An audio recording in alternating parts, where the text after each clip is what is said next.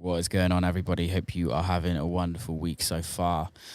So today on the podcast, the one and only Bad BoomBox. This dude is amazing. I came across him during the pandemic through his kind of TikTok and Instagram and his music. He makes banging techno, like really hard techno. His social medias are great. They're he's just kind of created a brand for himself, and I love it. I love what he's done. So I wanted to get him on the podcast. I've spoke to him on and off for a few months now, and he's a really nice guy, really nice guy. Great conversation. So yeah, without further ado, Bad BoomBox. Bad BoomBox. What's cooking? Good looking? Hey, what's good? I'm good, man. How are you? Finally got a chance to talk, man. I know. Yeah, saw you recently. Yeah, I saw you at the Chris Lake show the other night, and it was good to like catch up. Yeah, But how was the show after? I know you played some warehouse. yeah. We stopped by for the Chris Lake show to get the ears a proper warm up, and yeah, didn't expect to see you there, but it was good running into you. And then yeah, went to a warehouse after. Was there like late, Yeah. and I love those. I love those kinds of gigs. Just like Mm. just playing whatever I want. you know. Yeah, you don't often get to do it in America as well because there's the licensing laws and all of that, and they're always kind of like Yeah. very low key. Is the underground scene big in LA? Do you find? Oh yeah. That's like the main. I find it to be like the main like driving force really behind at least the more like the techno and tech house culture. Um, it's like one of the last places you can like really go express yourself, Mm. and that's true in every other big city, but LA's got something special going with that. I That's love there's something interesting about it when in whatever big city you're in, whatever the mainstream culture is, mm. there's always an equal and opposite reaction. Yeah. And so because like the LA, like the Hollywood and all that like takes up so much of Mm. people's space, then they go to the warehouses and they rage, and it's fun. Yeah, there's always room in every city for the misfits, as I call them. Yeah. It's not necessarily calling them wrong, but just the people that want to step outside of what everyone else is doing and kind of step outside the box and just, yeah, you're right, express themselves rather than just following the crowds and going to what everyone else is going to. Yeah, exactly. It's hard though, like there's like a certain district in LA that it's become a thing at, because it is hard to commit to traveling. Like LA is like so big, it's the size of like a state, It's huge. Yeah. and yeah, and you need a car to get everywhere. And now recently, Uber prices have been crazy, like since the end of the pandemic. They just decided to price gouge or something, and yeah, so like people committing to plans, it's tough. So when there is something, it's they're committed and they go like all night, and as opposed to like bouncing around and like flaking on certain I things. th- I think that's the whole point about the underground, which I think kind of gets lost in the word underground. Right? Is it's underground because it's supposed to be for the minority, and Hmm. it's the minority. It's for cheap. It's supposed to be cheap, if you know what I mean. It's not supposed to be an expensive practice. Going to a dingy warehouse is not supposed to be expensive, whether that's like ticket price, whether that's going to get into the venue. Like Yeah, it's all those factors, and after a pandemic, yeah, it's not even it's all the external factors that we can't control that just got even more expensive. Whether that's living cost, whether that's groceries, whether that's kind of Ubers, like everything's just got more expensive, which then makes the underground even smaller. yeah, exactly. Yeah, it's having that accessibility and all that, and obviously each city is going to have its own different like flair on it. Mm, LA, I've noticed like people like to in these spaces they like to explore too. There needs to be some kind of like yeah. exploration factor. Mm, Um, just engaging things to do like throughout the night. Like instead of like just one dance floor, there's like like little areas they can go in and find out for themselves. And Well, I've I think it's about the been some cool experience, things. isn't it? It's not just Yeah, about who's DJing. It's like yeah, exactly. generally in the underground. It happened in the UK in the 90s with like the rave scene and like the free parties. It was never about the DJ. It was about the experience of the community getting together. Actually, this most recent gig, it's something I hadn't seen in a really long time. And I mean, I wish I could have gone raving in the '90s. I was just a Mm, kid, but from what I see, it's that it's not so much about the DJ. People mm, go to dance, and when they have space to dance, yeah. and there was points during the show where like people have their back turned towards Mm, me, they're dancing with each other, and it just like it's like wow, yeah. this is fucking awesome. It's awesome, Like, right? And you just provide the music. You don't have to be, center of like, attention all the time. yeah, Yeah, and I think that's the thing that I like. I think that culture will slowly start to come back when people just get so fed up with just going to see headliners. I think, but yeah, I think promoters need to change that realistically. I think promoters need to. Well, it's not a need, and I don't want to say should or shouldn't because at the end of the day, it's still a business. But mm, I think you'll find more and more undergroundy parties that you kind of get more of a culture with. Whereas, what let's say, I don't want to kind of throw any. Well, it's not even throwing anyone under the bus. It's just the facts, like the sounds, the exchanges, the academies. They're big businesses. They're not right, about. It's not about creating culture. It's hmm, about putting a DJ on that everyone wants to see, and and them selling as many tickets and then selling as many bottles, and like I've had it on an occasion in certain venues. I'm not going to throw them under the bus. Where like I've been doing like an all night when I did my like, open to close tour.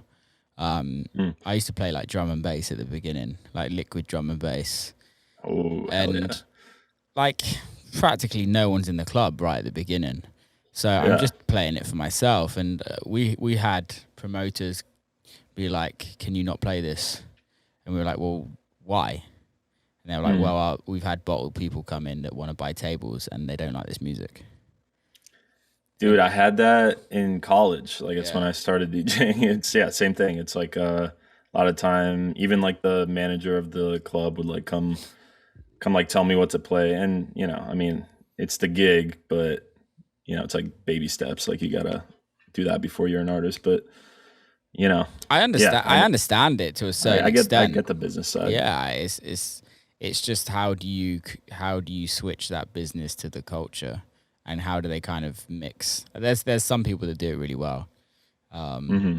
it's a tough one. It's a tough one. You're also walking a very interesting line because you're like you make and play super kind of underground music, but you're also like ridiculously famous on social media. So Getting there, getting there. yeah, but like so it's like how does that work? Well, I mean, it's been a transition. When I started Bad Boombox and started TikTok, it was actually exactly 2 years ago. Okay. I was living in Berlin, and yeah, it was like at the time though, it was a funny story. I was like crazy broke. Still Mm. kind of am, but like it was uh I was just backpacking around Europe. I was living on like 25 bucks a week, Mm. just taking whatever I could get. Yeah. And so, it wasn't my intention to just like blow up on social media. Like I never had that in mind. I was, just trying to post like funny things, but on the music side, it was, I needed things that worked for like the labels I was talking Yeah. to, and I just needed to get my name out there, so like I would compromise sound a little bit. But in the past, like since the pandemic, in the past year or so, and became friends with Justin J, and he helped me kind Mm. of just unlock this part. It's like, yo, you don't have to do all that. Like Yeah. it's like just do the shit that like is like really fun just for you. And so, now in the past year, a couple months has just been all the content, everything is just geared that way. Just Mm, I'll make memes if I want. Like I'll make like funnier videos if I want. I'll make some weird dark underground thing if I want. Um and yeah, and then whoever decides to follow me. Like I stopped like really like pushing it, yeah. Why? you Is know. there any reason why you stopped pushing it?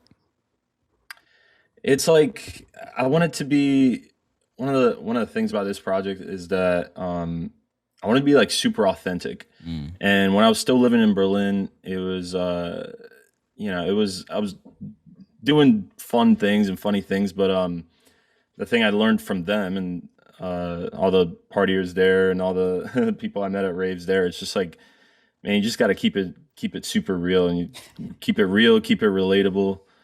And yeah, so even if it's now it's like, even if it sacrifices some views or some likes or whatever, if I kept it real to the brand, mm, then at the end of the day I'm happy, and I enjoy, just even if one person sees it, it doesn't matter. yeah.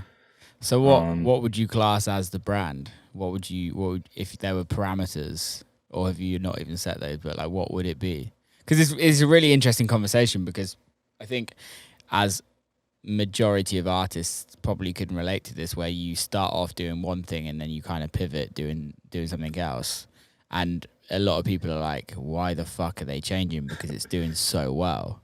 But I think realistically it's what the issue, what the genius side of it is, pivoting and keeping those people and also gaining more in the process. yeah, it's been a tough line to tread. It's like I don't want to I don't want to like really piss off the people that have already been following me for a certain thing. Mm, Um, so I try to inject like little things that they're familiar with already. Like a lot of it came from this time last year. I was living with my parents and I was just like bored, just making TikToks. So bless you. And a lot of the like all the meme pages, I would just post the things and they would just pick up on it and repost it. So mm, this following just like blew went up. crazy. Yeah. It just went from, I mean, I don't even know the numbers anymore, but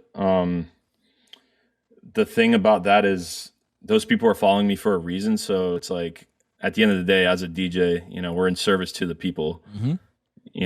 Like I try to make it like not about me, Yeah. even though my face is on all the Yeah. things.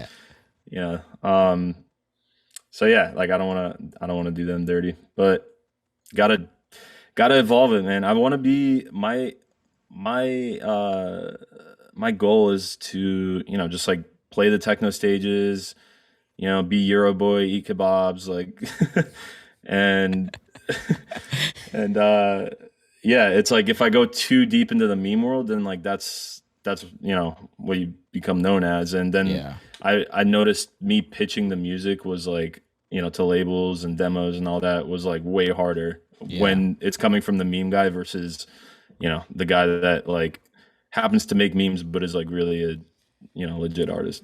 I think the thing is though, your like TikTok and your Instagram, like from what I've noticed, and maybe I wasn't following you too much during the actual meme period, so maybe I've just seen the kind of pivot. But Nice. your videos, so maybe you're actually think you're still in the meme boy, but from the way I look at it, is like, yes, I look at you as a TikTok, but as somebody that's famous on TikTok, 100%. Hell yeah.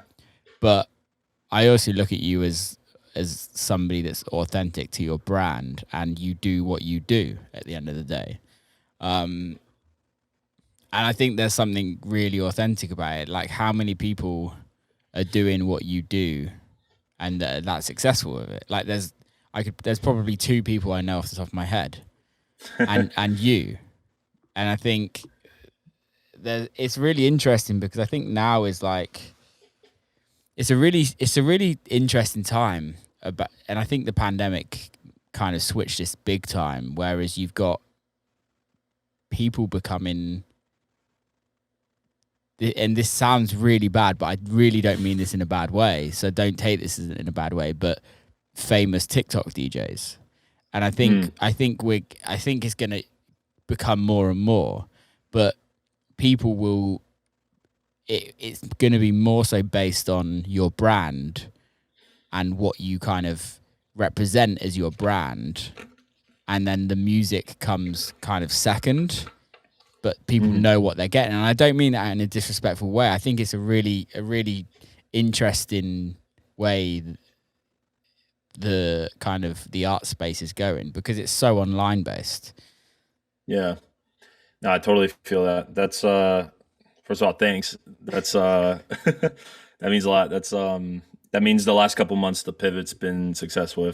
If you see me as an artist over the meme guy, nothing wrong with memes. I love Well, I think it's also that artist thing is you want to kind of be taken seriously, right?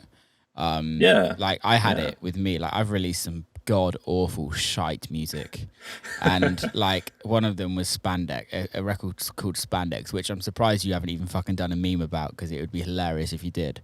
But like, Really? yeah, it's awful. It's the most awful record. But at the time, I was like, this is going to be a hit, right? Yeah, we're thinking in terms of hits and not in terms of, like overall. And realistically, at the time, I loved it, and then maybe 3 months after it was out, I was like, what the fuck did I do? And now I can't even erase that from I need to erase it from my memory, but I can't. Yeah, it just lives on there forever. It was released, right? Yeah, it was like on Defected Records. Oh, well, that's not going away. Yeah, but I think that's the amazing thing about the internet now, is that you can really just like pivot things pretty quickly, like, and yeah, people forget pretty fast. People forget very fast, very that's fast. That's what I'm hoping on. I still have my like old music before my music was ready. It was like being released, and I mean, there's never like a perfect time to release. Like it's kind of, I think Justin told me this. It's kind of like getting a tattoo. You just you don't have any regrets. It's how you felt in the moment. Yeah. And, you get to wear that, and see, no regrets. I disagree with that. I have regrets. Yeah. But, I mean, I cringe a lot, dude. A lot of the time. Exactly. That's the thing. Is that my day is just, it's like, what the fuck? Do you ever like audibly cringe at a memory? Like, you like release a record or something, or where you just make like, you just start like screaming, and your roommate's like, "What the fuck is going on?" 100%. Like I had a fucking I had a clothing company called Doing It for the Cuddles. Like that is the most cringe thing ever. Like, let's be honest, it's fucking cringe. But realistically, when it was made, it was very authentic. It was just an inside joke between me and my friends. No one got that. No one knew that side of it, and it kind of just lived between our friends. But realistically, it was cringe as fuck. Like it needed to stay in our friends. It didn't have to go anywhere else. I feel like cringe comes from when it's like a forced emotion, like cheesy. Like how do you define like a cheesy song, for example? It's like when you're forcing an emotion that's not really there. But the fact that you had an inside joke with your friends and all that, like, and it's real to you, then that makes it better. Even if you can explain it to like one person, it's like it makes it a real thing and not really that cringeworthy. Cringe is like when I had like memes or music, 2 years ago, where I would just make it just to try to fit in and not like have it like be 100% authentic. Yeah, I guess so. I think right? I think it's just it's strange. It's strange. How walk me through your go on. What was your, when you were adjusting though, like when going from spandex to your thing, like how was that adjustment? It's been a long process. So for me, it was like the spandex thing. Then during that time, I'd released on Dirty Bird, and then the Dirty Bird, I was kind of releasing on Dirty Bird on a regular, and then I got to the point where I needed to kind of change my music. I was making music that just didn't fit on Dirty Bird, and I wasn't playing music that was being released on Dirty Bird, and I just it was just Did it naturally evolve that way, or did you have like an aha moment where like you just wanted to make something different? it just naturally went. Like, I guess yes, there was probably some times where I was like, I've done the Dirty Bird thing. I kind of created a Will Clarke sound on Dirty Bird, and it kind Hmm. of it ran its course. And the thing when you're releasing on other people's record labels or some record labels, like, there's no real growth. You're literally as big as your last record, and if it's a DJ led record label, you're never going to be as big as the owner, and Right. you're never going to be able to progress past the owner, even if your records are bigger than the owner. Like, and that's Hmm. no dig at anyone. Like, it's just facts. It's just how Yeah. it is. Unless, yeah, it's just how it is. There's not a single label that is run by a DJ that allows their artist to headline over the DJ. So it was like a case for me is like, okay, my career was kind of going on the downward hill. Like, I was in bad management, so I left my managers. I stopped releasing on Dirty Bird, and When was your last Dirty Bird I don't release? even know. I can't even remember. Um, a That's why while ago. you have like a big LA following, right? Like you're always in LA, I'm in LA quite a right? bit. Post pandemic, it's been more like it's weird. We've got like 3 shows in consecutive months, but it's not supposed to be like that. I usually do LA twice a year. Hmm. Um, but yeah, Dirty Bird is the reason why I'm here. Like, it. I can't thank them enough for allowing me Yeah. to have the career that I have. But for me, I need to take it. I need to take my career by the balls and build it, because no one else is going to do it for me at the end of the day. Which is Hell when I yeah. took my manager on, Ryan. Like, Hmm. we really just put a big plan together, and by then I was releasing on um, Denson Pika's label. I had a remix on Drum Code. I had a release coming out on That's when I True started Soul. following you. Those were like huge. The Denson Pika thing, like Mm, that was like 2019, right? yeah, 2018, I Oh think. wow, before that. 2018. No, maybe 2019.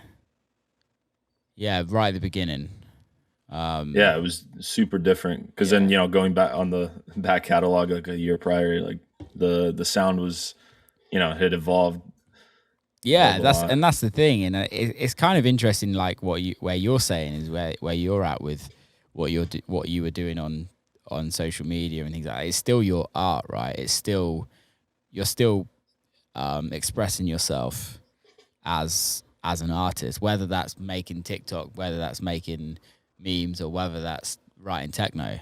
Like, we all evolve. Like, I know you were doing like the more tech house stuff to start with. Mm. How did that evolve for you, going from tech house to techno? At the time, it was like the types of shows I was going to, and it kind of it was like the pre Berlin residency. Like I I was going like a lot of like the like Croatia island clubs, like Yeah, things like that. So it's just like what I was exposed to. And then my mentality being like super broke, I was like, all right, I need to yeah, do this to at least like get a name and then kind of switch up into like the kind of stuff I want. And I mean, I still, enjoyed making those tracks. Like the guys that found me like slightly sizzled, like they were starting out too. Like I literally had 2 followers yeah, and they were like, yo, you want to put this out? And so I can't thank them enough. yeah, Same thing. But yeah, the sound just didn't feel, it was like half real, but half like I would like keep turning up the BPMs and I was like, no, I have to, yeah. yeah. And when you catch yourself saying like no to yourself a bunch, then it builds up over time and just like Mm, it's like not the best feeling. yeah, Like I kind of want like if I wanted to make like some like 170 like electro like breakbeat thing, like why yeah, not? yeah. You know? Definitely, I feel that, and I think You do have to be happy. At the end of the day, we have to play the music ourselves. I don't know if you play your own music that often, but for me, it's like I'm going to DJ. I have to play my music, and if I don't like the music I'm playing, then what's the point? Yeah, exactly. And I think there comes like I've released records that I really really like that I wouldn't play because they just don't really fit in what I do, but I still really like them, and I still kind of stand by them for what they are. Yes, it's strange, isn't it? Mm-hmm. Super strange. So how do you film all of this TikTok stuff? Because it's like this, like one TikTok is like one video takes a lot of work. From what I can imagine. It started out that way, but the thing that helps is that my day job is like I do a lot of like visualizers. I do like lyric videos, Okay. video editing, that kind of stuff. Actually, probably for some people you might know, and yeah, so it's just taking those skills, but then I don't know. That's like at a more professional level. So the hard part for me is to like make it look a little shittier, if that makes sense. Like I have to make it look DIY. Yeah. Like it's like I have my DSLR with like a nice lens. Like no. Like I got just shitty little iPhone like on the FaceTime cam. I got this is my bedroom, but the green screen is just up permanently. I got like lights and just do. I do several different types of things, but yeah, usually I just have like an ideas list of TikToks going where it's so long at this point and just cross out ones I did. In terms of like funny ones, other ones are just like just quick like beat making things that people like. Like there's like I'm on TikTok anyway, just like scrolling, and if I come across some like dog yawning or some bird taking a shit or whatever, it's like, oh, I can just flip that real quick. It takes about if I make the track in like a 20-30 minutes and then 20-30 minutes to film it, and then like at most like half hour to like edit it and like put it all together. And some of them take off, some of them don't, and I kind of like that. Yeah, that's kind of cool. That's the thing about TikTok, isn't it? Is one can do really well and another one can do absolute shite. Just like a record. It's exactly like a record.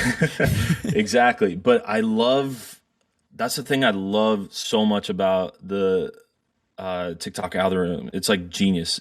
I go back and watch my like old ones, kind of like when you're several months away removed from the music you made, like you're no longer attached to it, so you can objectively listen to it. I watch the old TikToks and I see a 100% direct correlation between the ones that are good, aka like relatable, and how many views they have. Something about the algorithm, just like they push the ones that people would engage with, and just suppress the ones that are not really like engage worthy. And so sometimes you'll see like like there's one point in my feed, it's like have like 1,000 views, like 3.1 million, 1,000 views. Like, how does that happen? Yeah, and you're right though, isn't it? At the end of the day, it goes back to what you were saying about DJ. You're the people's person. Like you're the people's slave. Like it's the same on everything else, right? We're putting content out for people to hope that people like what we put out, and then they then like us. And I think that's what people forget, is that a lot of DJs content is just their ego. Right. For their ego. It's just to be like, oh, look at me, look at this, look at that, la la la. No one gives a fuck if you got a Porsche or a Ferrari or on a private jet. Oh my God. Yeah. Everyone never want to be that guy. No, exactly. And everyone wants to see like some interesting shit. And it's something like my social media has always done pretty well, like over the years. It's kind of like you're really good on Instagram. You have it seems like regimented and super regimented, and I'm trying to do that with TikTok, but I just like haven't. I need to speak to you pretty much, but I haven't I haven't worked it out yet, if you know what I mean. And I know it's going to take me years to work that out, but honestly, like with TikTok, it's I love, especially when it first came out. Like I started posting 2 years ago when it was like pretty new, and it's still really new. Yeah. And the thing I love about it is that you're just accessible to so many people. You access so many different things. Your algorithm is so curated to like the deeper you go, the deeper it gets. And like I don't even get like the people dancing anymore. I get like weird, distorted, like historical information or like astrophysics TikTok. Like it's it's really genius, but it's a community at the end of the day, Mm, and what it takes to join the community is the same thing as everything else. You just spend time on it. Like once you flip through a couple, maybe on your free time while you're yeah. taking a shit, like a half hour here and there, like see what things like people are posting. Mm, And I always check the comments. Like any video I sort of like, I check the comments to see what people say, and you see like all this engagement and everything, people having like posting their thesis on there. Like yeah. it's Yeah. like and then it kind of just gives you a sense of like what the community like kind of goes towards, Do you enjoy it? you know. Yeah, I mean, whenever I have time now, like I used to make them like every day. Now it's Yeah. like they have to be a little more curated. But every now and then I'll put up something I felt like in the moment. Like if there's like a duet or something, Mm. like something that's just like asking for a duet or a stitch. It's you know, like even if no one sees it, it's like it's funny to me. It's going up. What's the reason behind not doing it so much now, or is it just the fact you just don't have the time? Yeah, it's a time thing. Partially, part of it is actually like living here in LA. One reason why I'm moving is it's just like harder to like do things and like go Mm. outside and like get content and all that, and it like adds up. Yeah. And between that, like me doing my day job, like trying to pay the bills, and Yeah. then also like trying to get the music thing going, like really been putting time into like developing the sound into what it is. And yeah, it takes time, but it's I know TikTok's always there. I know I can just keep posting, Yeah. post cool things that happen, and kind of evolve it. Totally. So where are you moving? I know this, but the people don't know this, so the people want to know. Yeah, so you guys are one of the first to hear. Yeah, leaving LA, and I at this time like only got a couple days here. Um, going doing a little mini US tour and like stay with my parents for a month, and then going to Prague. Nice. Gonna be a Czech boy. Super stoked. I want to be like close to Berlin without actually living in Berlin, Okay. but also like kind of help kind of see like what the Prague scene's all about. Have you Like I been like to Prague before? yeah, it's I've stopped by there many times. Really love the just like the energy of the Mm. city, the everything obviously looks magical. I Yeah. can like do a million things there, and then like the people's attitude I like a lot because it's like it just feels real. It's like Mm. authentic. It's not it's I not. can't say I've ever been there. Um, Oh man, you gotta go. well, when you're out there, I'll come and visit you. Like Hell yeah. I've had no reason to go. I don't think I've been. Yeah, I really There's don't some think big I've been. clubs. There's big clubs, and there's also like an underground techno community, Yeah. like every capital city. I don't really get But booked outside of North America at this moment in time. It's it's a bit shit. I wish I yeah, did. I wish I did more Europe stuff. yeah, you want more? Yeah, yeah, you could. I think I just You would want to have a be great more time with Prague. worldy, right? I want to experience more. Like I've been, don't get me wrong, the touring's been really lucky to me, and like I Mm. visited like Japan is my favorite place in the world, and Yeah, I I've remember that vlog. been there a couple of times, and it's just like it's amazing. Um, That's crazy. You go all the way to Japan, but just like from UK to continental Europe. Nothing. I think it You've been was. to Spain though. I feel like I've like seen you in I used to live Spain in or seen your. Ibiza. Oh, there you go. Yeah, I used to live in Ibiza. Like Wow. years ago, like I What was was that like? 17, 18, 19, 20. I was living in Ibiza. Jeez. Yeah, it was Well, fun. yeah. What was? I can Wow. quite happily say that it was some of the best times of my life. I learned a lot there, and it's just amazing.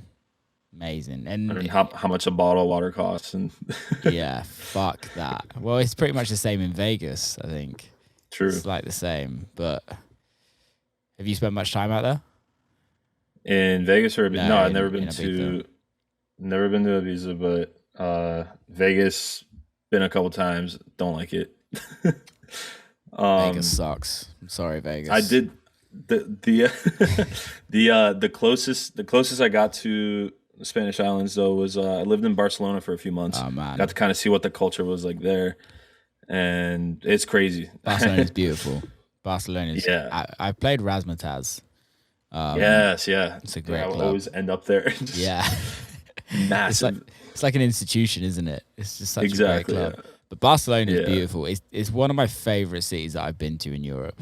I think just it's I don't know what it is about it. I think I have some really when you have some like really good memories from a Yeah. city and you're like, okay, I really like that. But I remember like coming. So I used to drive to Ibiza. Mm. So I drive all through from the UK, all through France, down through Spain, hit Barcelona, and get the ferry from Barcelona to Ibiza. Oh wow. Yeah. And I'd used to, like I did one trip with my sister, and then I did one trip with my dad as well, and it was just like amazing times. I think that's one of the reasons why I love Barcelona. But the food is Uh, unreal there as well. yeah. Yeah. It's dope. I had a really good time. Yeah. Visited there on the backpacking tour, and then ended up staying for a bit. It was like during the winter, so it wasn't as much Mm. going on. But the initial visit was during the summer, and just wild every night. I love the late night culture, It's just amazing, like right? no sleep, and Yeah. yeah, What? So yeah, it's a good you're time. from Bulgaria, right? Yeah, I was born there, but moved to the U.S. My parents when I was 5 years old. Okay.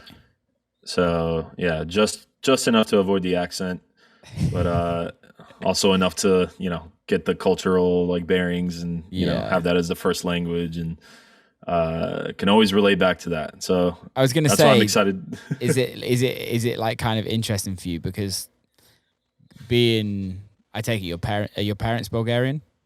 Yeah, Yeah, so like having that culture around you and also growing up around it with your parents, but then also growing up with all the Americanisms, right? And yeah. how old are you now? I forgot. 28. It's been locked up here too long. Yeah. So like, yeah, you've experienced a lot of America. What's it like being very Bulgarian and also very American? I mean, I feel like I get the best of both because I can relate to Americans. I mean, a lot of my childhood was like a struggle, like Yeah. being like the immigrant, the guy with the So, weird name, and yeah. just like so it made me very like adaptable. Mm, Like we moved around a lot, so I can adapt to like any kind of situation, mm. wherever it is in the U.S. It was mostly the East Coast. Like went to high school in South Carolina, went to What was that college like? in Because Bulgaria and South Carolina are literally worlds apart. Yeehaw. South Carolina's cool, man. It's just it's cool to visit. It's cool to just go out, chill out. My parents are there now. Yeah. Um It's hot as fuck as well. and yeah, kind of it gets humid. It's kind of like Yeah. DC. But it snows sometimes actually. Mm, Like anytime there's a snow day, it would be school would close for like a week or two, yeah. like for like an inch of snow. But it was it was interesting because I was like trying to like blend in with those people, and then Mm, like obviously still have friends there. Then the DC crowd, and then moving out to LA, and I was like trying to fit into the LA crowd, and it all became too much. So I decided to just throw everything out, get a backpack, go to Europe, and just like felt like more at home there. mm. Despite language differences and huge culture shock in some places, but Massive, yeah. yeah, it was. I like kind of playing the best of both. It's I get the America when it's convenient. Mm. When the thing that ended my trip was when COVID hit. I was like stuck in Poland. I couldn't leave, and they were like going around with like papers, like the police, like just Yeah. like hunting people down that like weren't there. But then Trump also closed the borders here, and yeah, like all the flights were being canceled. It was crazy. So ended up making it back home to the U.S. and it was just like a nice breath of fresh air. It How was, did you make it all right, back? it was just kept like the flights kept canceling, but I would be Mm, like checking out of my apartment and moving out, mm. and I'll be on the way to the airport with like all my backpacks and everything. And then halfway to the airport, be like flight canceled, and I have Oh to like go no. back, and it's like the middle of the night, and I'll be like either sleep at the train station or find some hostel that's still not hasn't heard about COVID. Wow. And it took like 2 weeks, and finally booked the flight that was going through Netherlands. Made it home. So point being, U.S. was nice to retreat back to, reset, figure out the Yeah. whole bad boombox thing, and then now gonna attempt it again. So do you think like I've spoken to a lot of artists and obviously with a lot of our friends as well. Like, do you think COVID actually helped your career? Oh, 1,000%.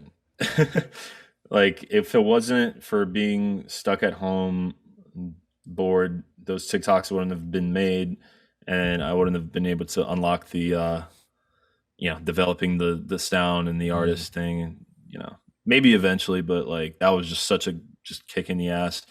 So obviously it's such an unfortunate situation for a lot of people, but there are positives, and when people got the the majority of people, when they got a chance to stay home and figure something out, work on a new skill, something like that, like it's a blessing in disguise. I totally agree. It was the same for me. Kind of helped me You out. made a lot of music, right? Made a shit ton of music. Shit ton of music. But also it was like I got to do the podcast that I would Yeah. never I've always wanted to do it. And before COVID I actually bought all the gear to do it. But then I was just like, I don't have time to start it. Um so it was like for me it was just like, yeah, hunker down and do some other things that I want to work on, really. And Yeah, I remember it was you had the I was following your vlog right when COVID was happening, and just like see it all kind of come crashing down and unwinding. Like it was like several episodes. It's like, oh man, this got canceled. Oh man, this got canceled. I don't know. It's like this because at the time, like we didn't know. we didn't know it was crazy. Like we didn't know what like March, like everything got so scary, Mm. and you know yeah, but and then I immediately see you like 2 weeks later, like first right, like first podcast goes up, and Yeah. you just like hammer them out every week. Yeah. Just yeah, and it's great. And don't get me wrong, it doesn't get loads of listeners, and it's fun. Like we would never be. And I say this on every fucking podcast. We would never have been able to have a conversation like this in person because when, like, even if we went to dinner together, we would have our mobile phones. Someone would come and speak to us. Like we just Yeah, wouldn't ever be able to sit down and like actually have long form conversations. And I think it's something that's missed massively in this day and age because the likes of TikTok, the likes of Instagram, the likes of social media, the likes of text messaging, like no one fucking calls you anymore. Like who picks up the phone and calls? Like, I think it's really important to like I do make this effort to just call my friends occasionally and just be like, what's going on? Like, yeah, and I was on I was going to Arizona the other night, and one of my mates from Arizona, from the UK, but he lives in Arizona, called me. Like he couldn't make it to the show, so he called me like the night before, and we were fucking on the phone for 3 hours, and it was like it was great, but I'm like 3 hours, dude, it's a bit much. But again, like uh, it's just nice to yeah. catch up with people. It's just nice to be able to like build relationships, and I think the podcast has helped me do that massively. Yeah, Um, even like it doesn't matter. I mean, you've been picking up listeners, but even if like I would do it too. Like if even if no one's watching, you get to talk to people you wouldn't have you wouldn't have ever even been spoke like to. yeah, you have your friends on, but I see you also have people on that you want to get to know better and you want to meet them, and that's awesome. Yeah, I want to So learn. I want to learn from people at the end of the day. It's kind of yeah, selfish, but it's like I want no, people. it's That's what we're here for. Yeah, I want to get better, and I want to learn how to make better conversations and kind of hold myself in the world. And I think it's important. It's massively helped me. I think it's helped me keep in touch with people and kind of learn new things, which during the pandemic it's pretty hard because I think everyone went a little bit insular, which is totally understandable. Yeah. Yeah, it was even getting a phone call. Because I'm looking for a roommate to replace me, and it's like he just like called me out of the blue, and I was like, I like looked at the phone like, whoa, like freaked out. Like, who's calling?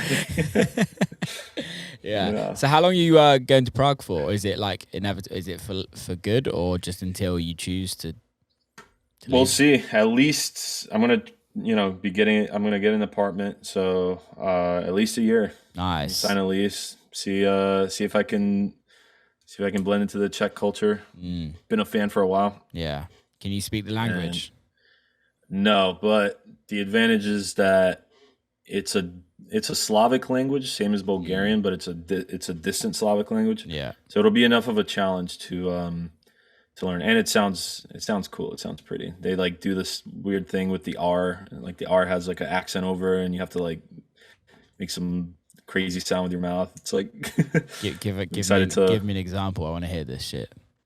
It's like, well, like they have this like the standard rolled R with, like in the word like prominte. Okay. Means like excuse me, and then like there's an R with the accent over it in like the word dobrze.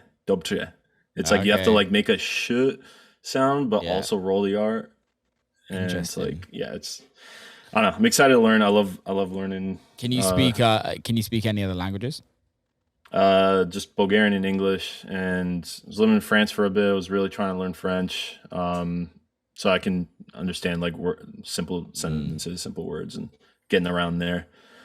Otherwise, in Berlin, one thing I regret is in Berlin, because I had so much else on my mind, I didn't have enough mental capacity to make the effort to learn German. But that would have been a good, I feel like it's tough. there. I feel like it's tough in Berlin because although everyone speaks English, although it's a very German city and it's German have their own rules and kind of it's still very English speaking. And you can get they love the rules. Yeah, even the unspoken ones. It's like yeah. The thing when I first went there was when you couldn't like use credit cards or bank cards, and everything was like cash only. It still is in certain places.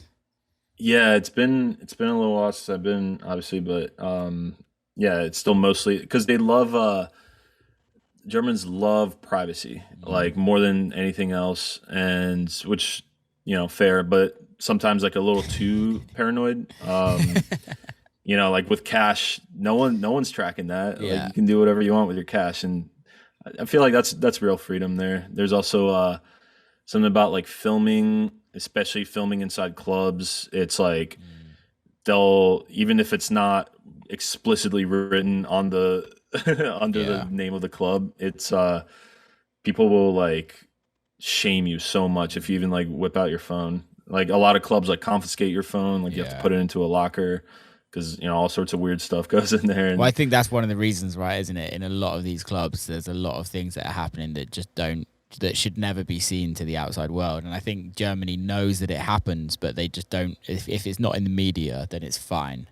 But the minute somebody takes their phone into a black room in Berghain, like it's game over.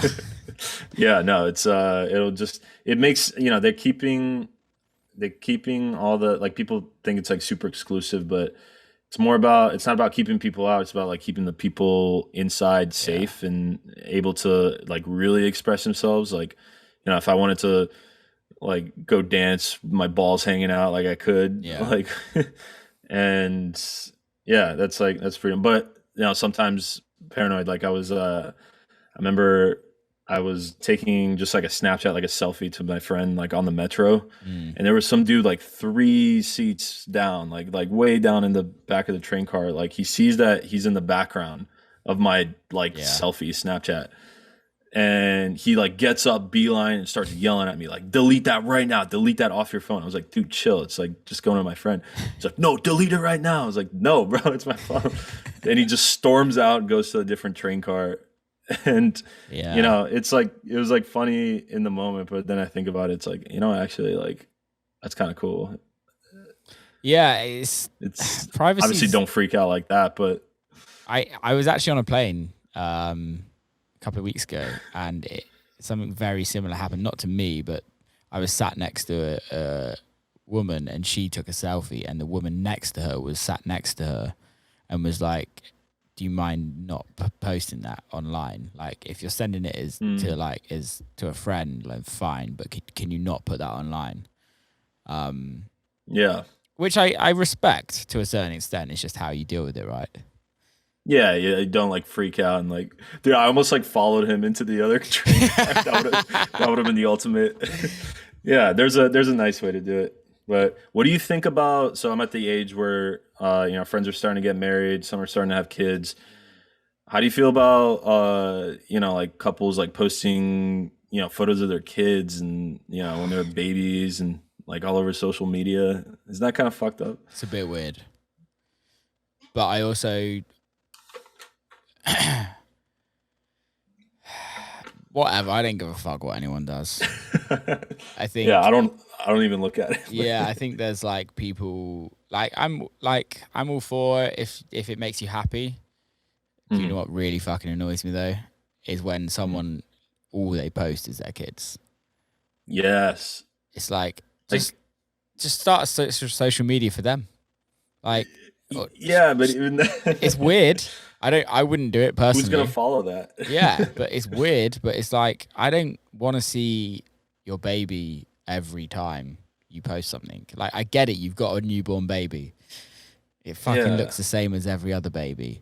But Yeah, it's like gross. It's like covered in yogurt. yeah, Like, I don't know. I personally like I keep I keep my private. There's not much of us that is private nowadays, right? mm, And I think for me is before the pandemic, I wouldn't post pictures, but I'd post a lot of stories of like my niece and nephews of all of us just like hanging out and like all my family together. And during the pandemic, I was like, okay, I want to be able to keep some part of my life private. mhm. I don't want all of it online. I don't want everything on social media. Like so like I if I'm dating someone, nothing goes online. If I'm with my family, like it doesn't really ever go online unless I feel like it has to or like I want to. But I think that it's really Sometimes important. it I think it's adds to really the depth. yeah. I think it's really important to have a little bit of yourself still behind closed doors Mm, because I yeah, think what happens is then your private life becomes work and then there's no balance. yeah. That's when people really burn out. Like, you can't ever escape it. Yeah, I struggle with it. I really do. I struggle with the whole relaxing and like What do you do to, like? Do you ever have days where I remember you had Patrick on here? He said he like just would take just like a week mm, ghost off the grid, right? Do you ever do something like that? no. I've never done that, and it scares the living shit out of me to do that. Same. But like I've got like so next week, which isn't next week when this podcast comes out, but next week I've got 2 days before I've got 2 days off in back in Detroit. So I come back on a Monday and then I got Tuesday, Wednesday before I then go back on tour. And today I was actually supposed to be touring, but a show got cancelled, Mm. which is an interesting story to talk about in a sec. Um, but I was like, oh, I should probably just take 2 days off because my schedules are being slammed. And then I'm like, but what the fuck am I going to do? Like, Yeah. I don't know. What about you? Well, do you bring a lot of your like equipment and everything to, if you're bored, like you can like make music like on the go? I don't really get bored. Like, Mm. I'm not that type of person where I'm never bored. I can't, yeah, I just don't get bored. Um, Yeah. I don't know. I think for me, if I was to take time out, like I'd love to, but I think I'd have to be with somebody to take that time out where I can Yeah, they just kind of like, force you into it. yeah. And I think I'd have to be in a relationship where they're like, Will, you're fucking leaving your phone at home. You're not posting on Instagram. But then Yeah. again, it's also like, I don't know about you, but maybe it's not going to make any difference. But in my head, I'm like, oh, if I take 2 weeks out, like everyone's going to forget about me. Yeah, yeah. It's always this worry. Attention spans are quick. But I feel like the people that forget, like you didn't really want them as fans anyway. Yeah, you're right. Like, like the real ones that like buy tickets, buy merch, buy the music, like like if you take a hiatus, even like a month or two, like I feel like they know who you are, like Yeah. they've been to your shit. So, Yeah, I yeah. think it's also that like algorithms fuck you. It- yeah, but I keep getting proven wrong though with like the TikTok algorithm, because like there was times where I would just take several weeks off, like I couldn't think of anything, and I was like, oh, shadow ban this, algorithm that, but then you just like make one thing that's just like Pops relatable, off, yeah. or like, yeah, just you just hit the right chord. And you're So I back. don't I don't know if it's as emphasized as we think it is. Like maybe it's just something we tell ourselves I think to also, stay busy. yeah, I think probably denial. Yeah. I think also it's probably changed because I think TikTok. I watched this thing where did you watch The Social Dilemma? Nah, all my friends kept telling me to, but it You should seemed check it out. It's really I know you understand what it is about already, so you don't have to yeah. watch it, but it's really interesting. But the way the TikTok algorithm compared to the Instagram algorithm was, TikTok just want you to be famous on there. They want people to be famous. They give So you that initial little exactly, jolt. Yeah. yeah, and Yeah, that's exactly what happened to me. The very first video I posted was like I woke up and it had like, I'm used to getting like 12 views on my Instagram, and yeah, then it had, like woke up had like 100,000, yeah, and I like I threw up. I literally went to go throw up. yeah, Like I've never seen any attention like that before, and so that's when I committed, and then it just slowly started taking them away, and yeah. but That's I the don't know if thing. it's It's what they at the end of the day, once you've got it, they have the power to take it away unless you're willing to pay to get it back. Because that's yeah. all Instagram is a advertising platform. At the end of the day, Yeah, now it's that. yeah, It's like, yeah, it's become that's like your business profile, yeah, totally, but totally. Um, where did the whole merch thing start? Because you have some what fucking killer merch. yeah, I got to do another run. Well, my boy Martin in Berlin helped me out with that, with like setting up the website and like getting the merch and everything. The idea was, so I had two shirts. One of them was just like the thing people see me do on on uh on TikTok, the Techno ski, which was like one of the TikToks that blew up.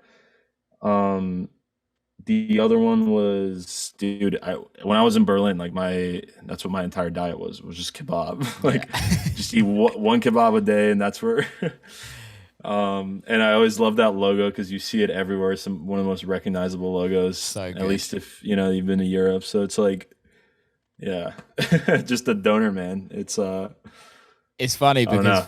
being British, like, it's the most quintessential food that you eat every time after a club, and Yeah, we call and them it always kebabbies. fucks you up, but Yeah, like we keep doing it. It's so delicious. yeah.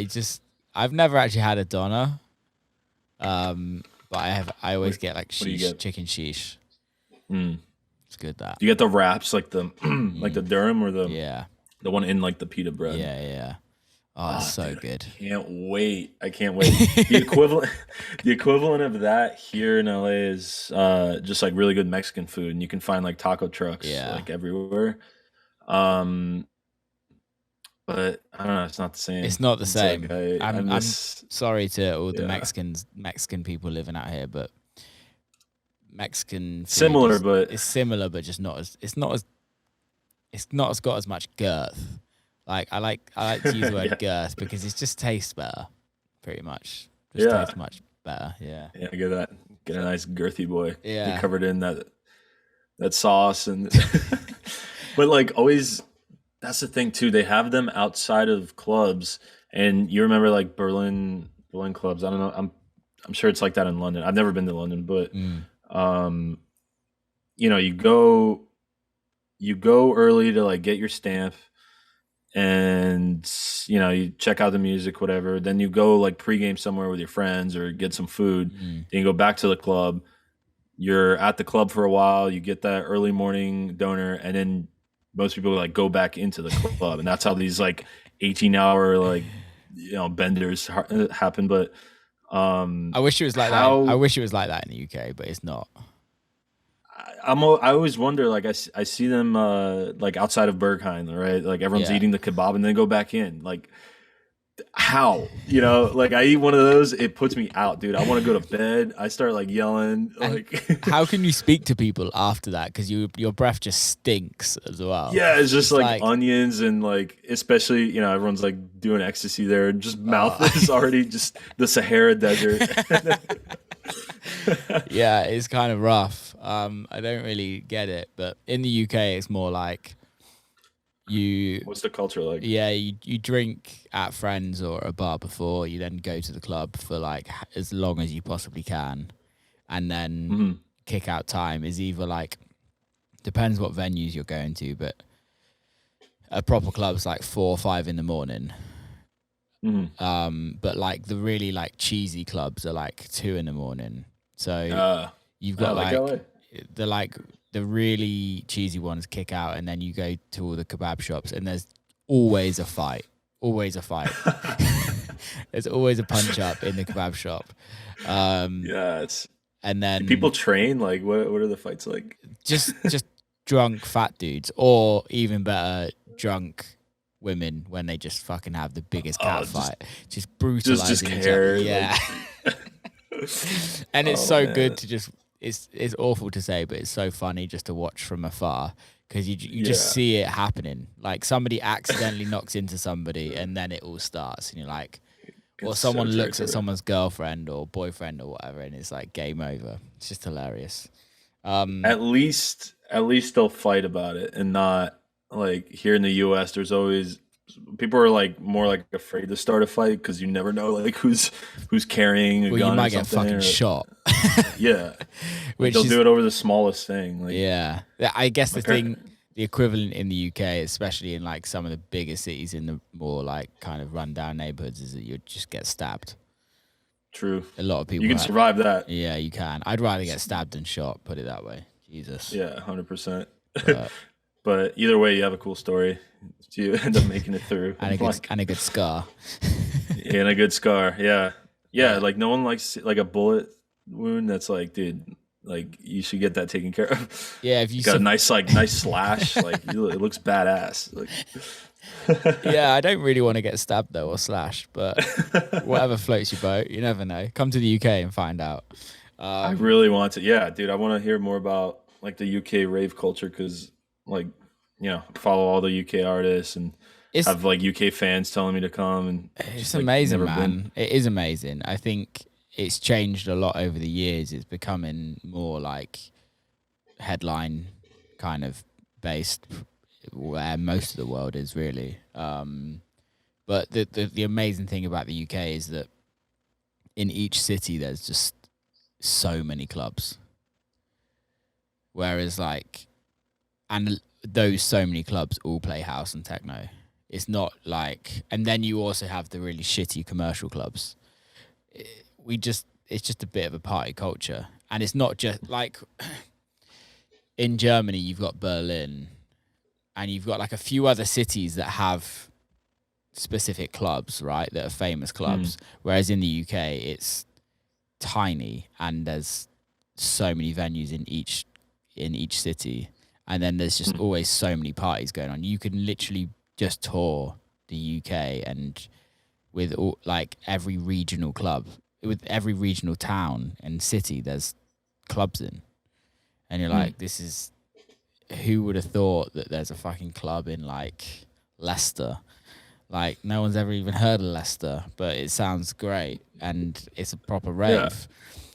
It's like one of my mates throws a party in a place called Lincoln, and you're like, where the fuck is Lincoln?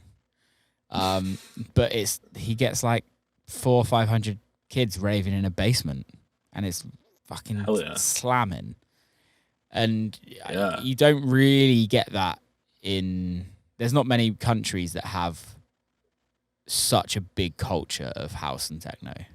Like it's usually just one city. Right.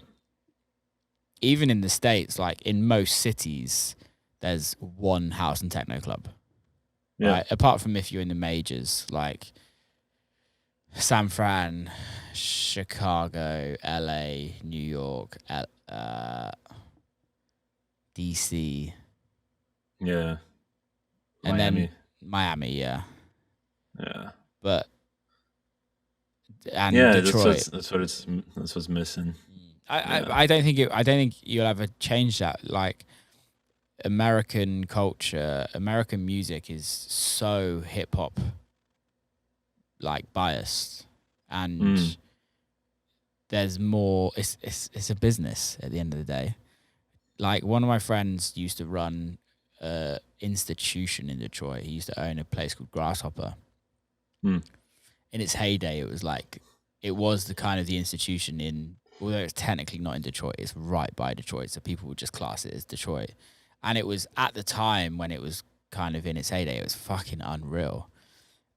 He's just opened up like a barcade that plays hip hop, and he's making shit ton more money. Like, and you're just like, well, at the end of the day, a lot of these people were just, a lot of club owners aren't opening clubs to make, they're opening clubs to make money. Yeah.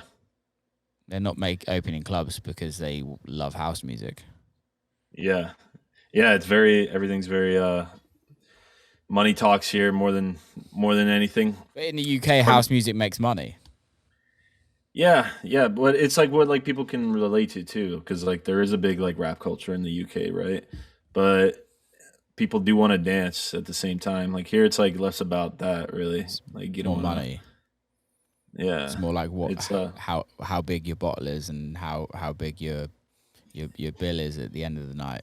exactly, yeah. It's all some sort of flex. Like even like the things you go to enjoy have to have some kind of like value proposition. Like something has to be gained from that. Yeah, totally. And I mean, things can change, but I mean, like all the house music and all that like started in the U.S. for a reason, but never really like took took off as much as it did in Europe. Yeah, I think that's the thing is, I was talking to Gene Ferris about it on the podcast, and obviously house music started here, and then Europe kind of took it on, and hip hop became good and became big here. And at the beginning, house music was for the underground, right? It's for the gay black scene.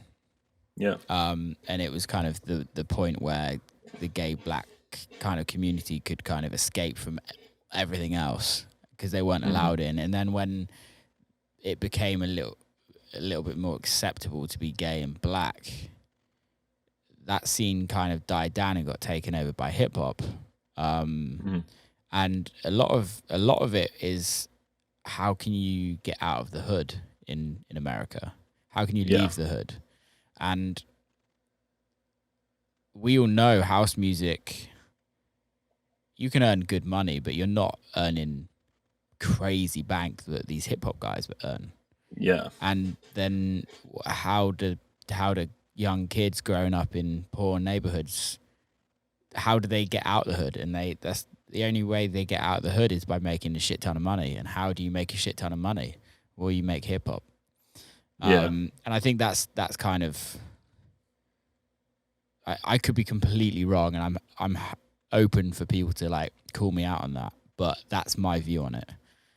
I think I think you hit the nail on the head. It's because being having a lot of money in the US is awesome. Like if you're super rich, you go to the US, you'll have a great time.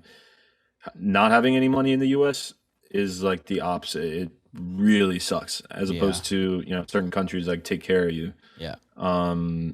US, like, I mean, depending on the state, like California offers like some things, but yeah, it's not great. So that's like it's like a survival thing. And then like the survival mentality like carries over when, let's say you do see like a little bit of wealth or see a little bit of success, but like that like never goes away. It's like just the hustle, the grind, and just no free time. Like, you can never go enjoy yourself. Like, so yeah.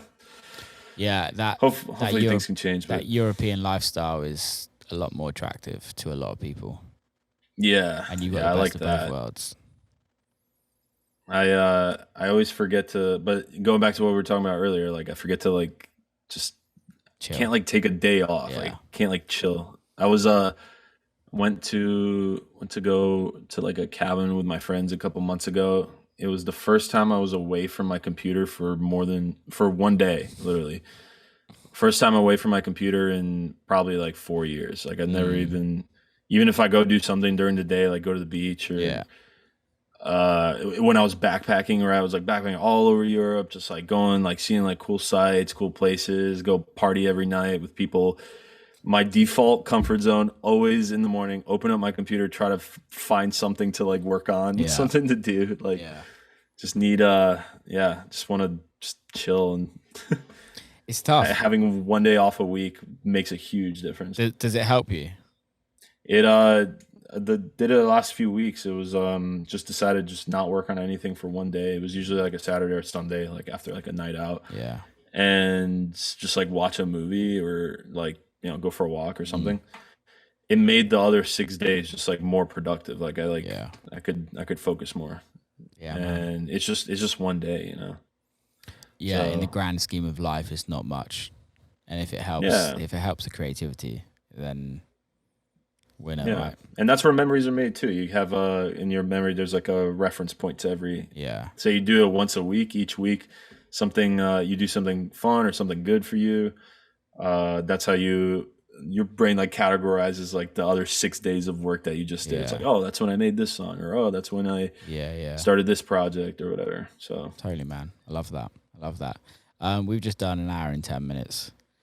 That's fucking gone quick, and I feel like we could go on forever. But I'm sweating out in this studio right now, and I need to get the fuck out. Where are you? I'm in Detroit. Oh, hell yeah! Yeah. You have a studio there? I live in Detroit when I'm in America. Oh, that's right. Yeah. So that's sick. I've been living here 4 years. Yeah, 4 years now. Wow. But in the pandemic, I was back in the UK. Yeah. But I'm going back to the UK in a couple of weeks. So when this comes out, I'll actually be in the UK. But yeah, man, thank you so much for being on. I've loved talking to you. It's been really nice getting to know you. And I'd love to have you on again in the future.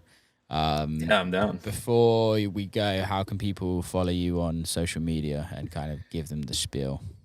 So Bad BoomBox, Instagram / Bad BoomBox, TikTok at Bad BoomBox, YouTube posting regularly on there now too. Got new music, Bad BoomBox on Spotify. New track just came out. Got another self-release coming up.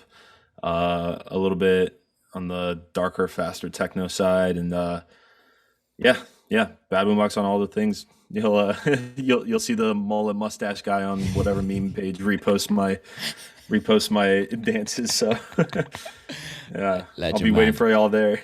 Thank you so much. Keep safe. Safe travels. Thanks for having me, man. dude. Catch you soon. All right. Take care. And that is a wrap. Thanks for everyone to listening. Big ups to Bad BoomBox. Go follow him on all the social medias, on Spotify, etc., etc. If you don't, go check his music out. Have a great week. Keep safe, and see you next time.